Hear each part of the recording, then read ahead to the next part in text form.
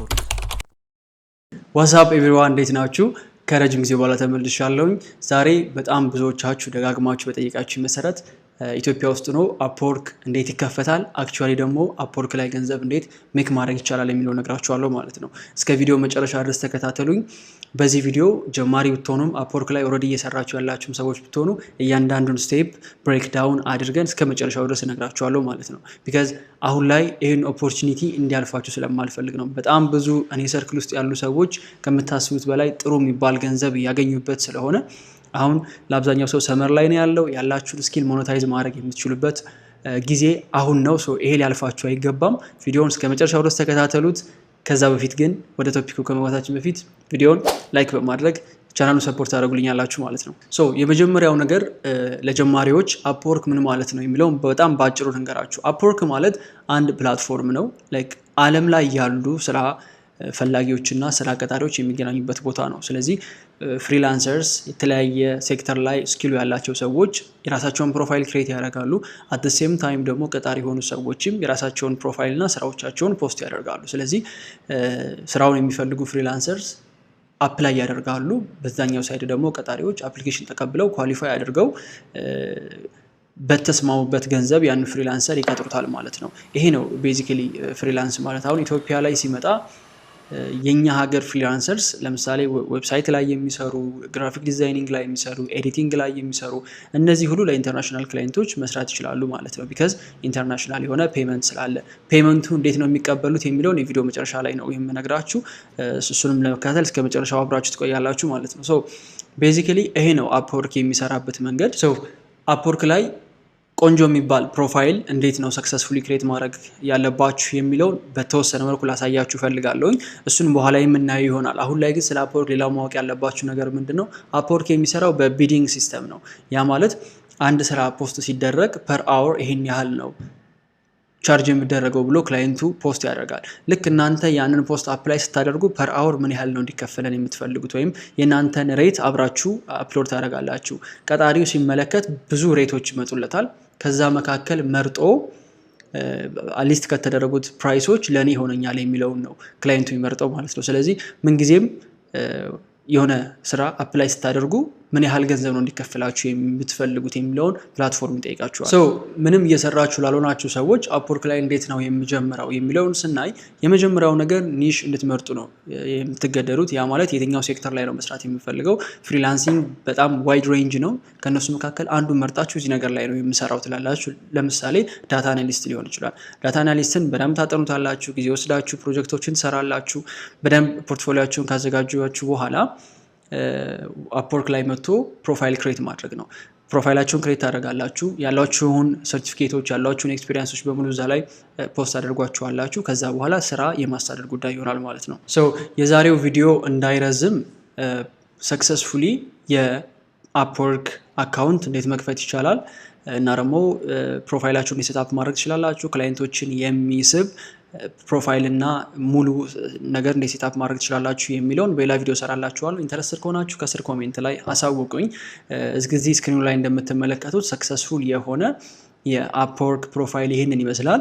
የአንድ ከኔ ጋር በቅርብ የሚሰራ ጓደኛ ፕሮፋይል ነው። በዚህ ፕሮፋይል ብዙ ክላይንቶችን አግኝቶበታል፣ ብዙ ኮኔክሽን ቢልድ አድርጎበታል ማለት ነው። ሌላው ስለ አፕወርክ ቅድም ለመናገር አስቤ የረሳሁት ነገር ምንድን ነው? አፕወርክ መጀመሪያ አካውንት ክሬት ስታደርጉ የአፕወርክ ከረንሲ ኮኔክት ይባላል። ያ ማለት ልክ የሆነ አካውንት ክሬት ስታደርጉ አፕወርክ በራሱ 10 ኮኔክት ይሰጣችኋል። ኮኔክት ማለት ምን ያህል ስራ አፕላይ ማድረግ ትችላላችሁ የሚለው ነው። ለምሳሌ አንድ ስራ ፖስት ሲደረግ አፕወርክ በራሱ ይሄ ስራ ይሄን ያህል ኮኔክት ነው ይላል። ስለዚህ አፕላይ ስታደርጉ እናንተ የቀራችሁ 120 ኮኔክት ከሆነና ስራው የሚፈልገው 10 ኮኔክት ከሆነ እዛ ስራ ላይ አፕላይ ስታደርጉ ከእናንተ ካላችሁ ኮኔክት ላይ 10 ይቀነሳል ማለት ነው። ልክ ኮኔክታችሁ ያለቀ በመጣ ቁጥር ፐርቼዝ እንድታደርጉ አፕወርክ ፕላትፎርም ይሰጣችኋል። ስለዚህ አንድ ኮኔክት የሆነ $0.ምናምን አካባቢ ዶላር ነው። እሱን ከፍላችሁ ኮኔክት መግዛት ትችላላችሁ ማለት ነው። ሌላው ነገር አፕወርክ ላይ ሊያጋጥማችሁ የሚችሉ ብዙ አይነት ቻሌንጆች ይኖራሉ። ስፔሻሊ ደግሞ ኢትዮጵያ ውስጥ ናችሁ ስትሰሩ ማለት ነው። የመጀመሪያው የቋንቋ ጉዳይ ሊሆን ይችላል።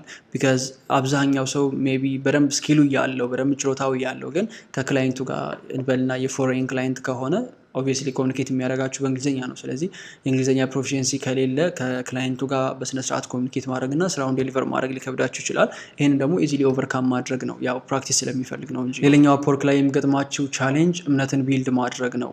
ያ ማለት ፕሮፋይላችሁ ሲታይ በደንብ ኮኔክሽን ያላችሁና ለክላይንቶች ጥሩ ፖዚቲቭ ሪቪው የጻፉላችሁ አይነት ፍሪላንሰር ከሆናችሁ ሞስት ፕሮባብሊ ክላይንቱ እናንተ ላይ ትረስት ይኖረዋል ማለት ነው። ስለዚህ ትረስት ቢልድ ለማድረግ ኳሊቲ የሆነ ስራ ዴሊቨር ማድረግ ነው ለመጀመሪያው ስራ። ሶስተኛው ቻሌንጅ ፕራይሲንግ ነው። ቅድም እንደነገርኳችሁ አፕወርክ የሚሰራው በቢዲንግ ሲስተም ነው። ስለዚህ ከእናንተ የተሻለ ፕራይስ የሚያገኝ ከሆነ ክላይንቱ ጥሏችሁ ይሄዳል።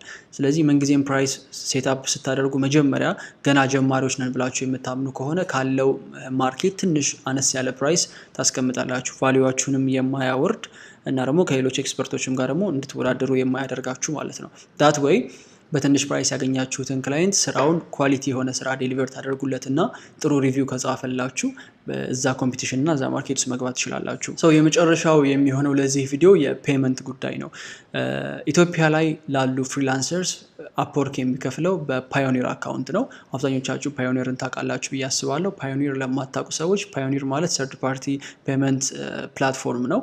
ፓዮኒር ኢዚሊ አካውንት ከፍታችሁ ከየትኛውም ኢንተርናሽናል ከሆነ ባንክ በዴቢት ካርድ ወይም በክሬዲት ካርድ ገንዘብ መቀበል ትችላላችሁ ማለት ነው። ስለዚህ የሆነ ገንዘብ ዊዝድሮ ማድረግ ስትፈልጉ ወይም ከክላይንቱ የተቀበለውን ገንዘብ አፕወርክ ለእናንተ የሚከፍላችሁ በፓዮኒር አማካኝነት ነው። ስለዚህ ፓዮኒር አካውንት ክሬት ታደርጋላችሁ። ፓዮኒራችሁ ላይ ዲፖዚት ይደረጋል። ወደ ኢትዮጵያ ብር መመንዘር የምትፈልጉ ከሆነ ዳይሬክትሊ ወደ ባንካችሁ ልካችሁ ማውጣት ትችላላችሁ። ካልሆነ ደግሞ እንደ አንድ የባንኪንግ ሲስተሙን ያገለግላችኋል። ገንዘባችሁን እዛው ላይ ስቶር ማድረግ ትችላላችሁ ማለት ነው። ሰው በዚህ ቪዲዮ እንደ ኢንትሮዳክሽን የምትፈልጉትን አይነት ኢንፎርሜሽን እንዳገኛችሁበት አልጠራጠርም። ተጨማሪ ጥያቄዎች ካሏችሁና ፓርቱ የምትፈልጉ ከሆነ ለዚህ ቪዲዮ ኮሜንት ላይ ያሳውቁኝ። ብዙ ያልዳሰስናቸው ነገሮች አሉ። ቪዲዮ እንዳይረዝም ብዬ እንዴት አካውንት ክሬት እንደሚያደርግም አላሳየኋችሁም። ስለዚህ ይህን ፓርት ማየት የምትፈልጉ ከሆነ እንዴት የፍሪላንሰር አካውንት ሰክሰስፉሊ ይከፈታል፣ ስራዎች እንዴት አፕላይ እናደርጋለን፣ ከክላይንቶች ጋር እንዴት ኮሚኒኬት እናደርጋለን የሚለውን በቀጣይ ቪዲዮ አሳያችኋለሁ። ኢንተረስትድ የሆናችሁ ሰዎች ኮሜንት ሴክሽን ላይ ያሳውቁኝ። ከዛ ውጪ ያሏችሁን ጥያቄዎች፣ አስተያየቶች አሁንም በድጋሚ ኮሜንት ላይ ተሳውቁኛላችሁ። ቀጣይ ስለምን ቪዲዮ እንዲሰራላችሁ የምትፈልጉ ሰዎች ኢንስታግራም አካውንቴ ከስር ታገኛላችሁ። እዛ ላይ ገብታችሁ ስለምን ቪዲዮ እንዲሰራላችሁ እንደምትፈልጉ አሳውቁኝ። ይህን ቪዲዮ ሼር በማድረግ ላይክ በማድረግ ቻናሉን ሰፖርት እንድታደርጉልኝ ይፈልጋለሁ። እስከ መጨረሻው አብራችሁን ስለቆያችሁ ቴንክ ዩ። ቻው። ቀጣይ ስለ ፍሪላንሰር ይዘንላችሁ እንቀርባለን። ቻው።